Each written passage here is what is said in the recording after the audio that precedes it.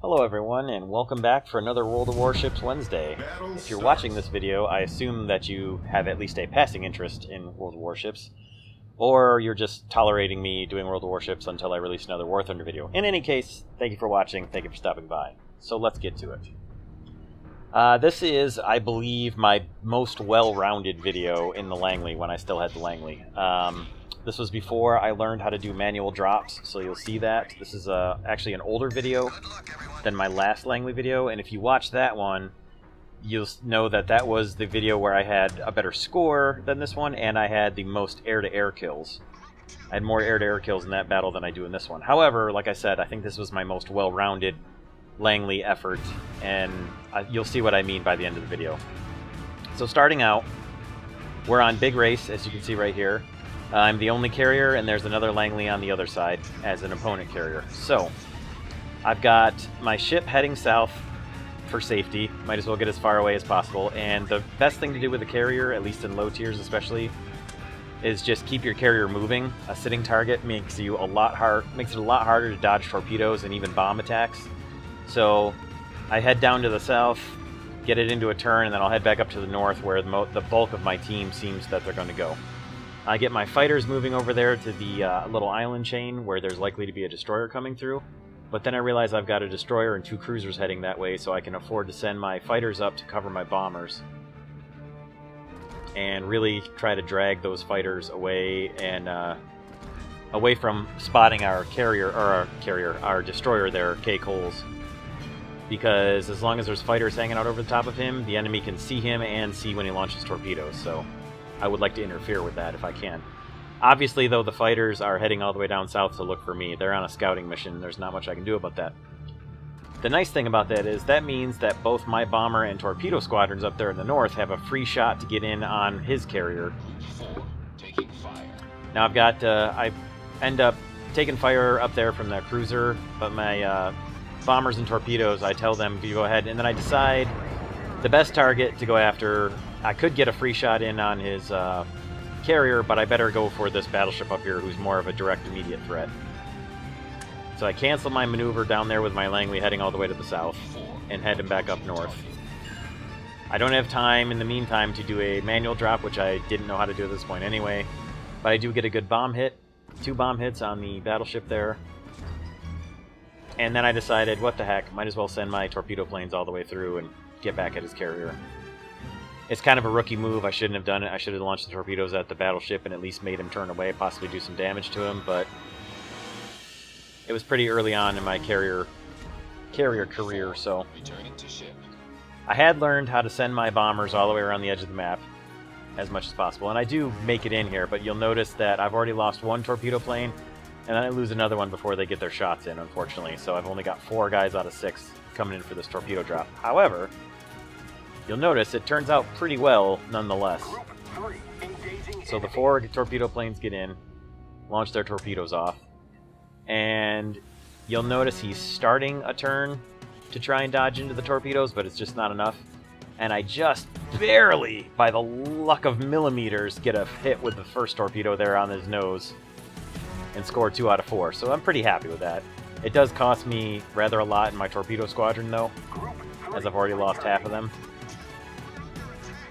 Now my fighters have engaged his fighters in an effort to clear them out and keep them from jumping on my fighters or my bombers or torpedo planes as they're either recovering or launching again.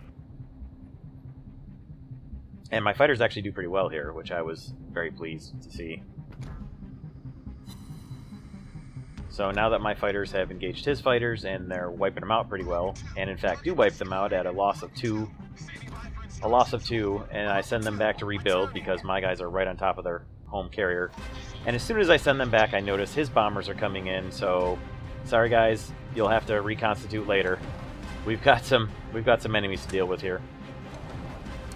Now initially I went after his bombers, but as soon as I see there are bombers and torpedo planes, I'm going to go after the torpedo planes first. It's a lot harder to dodge them, and the torpedoes cause a lot more damage, usually at this tier especially, than the bombs do. I don't know what it's like at higher tiers. I've only got up to the next carrier, the Bogue, at this point.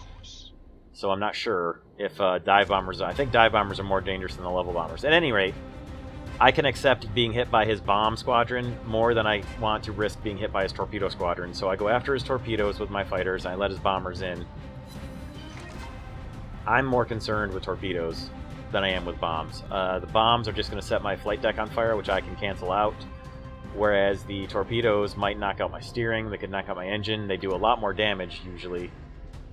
So I get my fighters after his torpedo planes.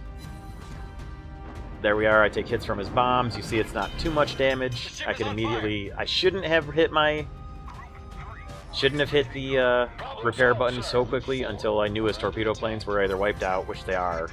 And this is when I should have used my repair button. But at any rate, I did wipe out his torpedo planes before they got any torpedoes off on any friendlies, so that's a victory. And my bombers are now arriving back at the carrier again.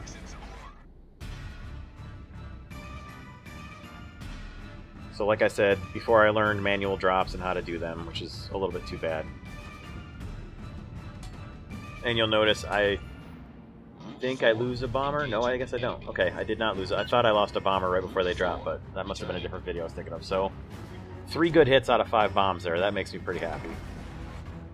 However, you can see my bombers are pretty much getting mauled by his fighters right now. But they have dropped their bombs already. And unfortunately, they're going to head right back over the top of that Otago. Well, he's not an Otago, but the cruiser there. So we're down to one bomber left, and it's not going to end well for them. Now, if you watch down here at the bottom, I try to get my fighters to get after that bomber squadron, and it misclicks about 4 times before they finally do get him. And by then it's just too late. They're already too far ahead for the fighters at this tier to catch up. So that's unfortunate, but they'd already dropped, and they're already heading back away. Now, I was going to drop my torpedoes on that battleship over there to the east, but then I noticed this New York is in a perfect spot where he's hammer and anviled right now with that island to his starboard off to the west. He can't turn away from my torpedoes. He can only turn into them. So that's a great opportunity to get torpedo hits in on a battleship, especially when that battleship is concerned with my destroyer friend right there. So I'm assuming I'm going to get good torpedo hits on him, so I send my bombers in as well afterwards to get a bomb hit on him afterwards, because if I can set him on fire after he uses a repair, and if you watch this, I just barely, with that second torpedo, just barely get a hit, and he just misses the most aft torpedo. But 3 out of 6 hits with flooding along with it, that's a pretty good shot, and I was pretty pleased with that. Unfortunately, I've only got 3 bombers going in on this squadron, and my fighters just got knocked out going after chasing down their bombers. But I've got 4 fighters left because I never did reconstitute my fighter squadron. My bombers do get in here and did another good hit, and another fire started. And that makes me happy because I know he probably used his repair for the torpedo hits that I got on him because I caused flooding there. So he should be losing a pretty decent amount of health there from the fire that my guys started. Unfortunately, Billy Ray, my friendly battleship down there, is going to take a torpedo hit, as I had no fighters in the air to cover him. But it looks like it was 1 out of 3. That's not too bad.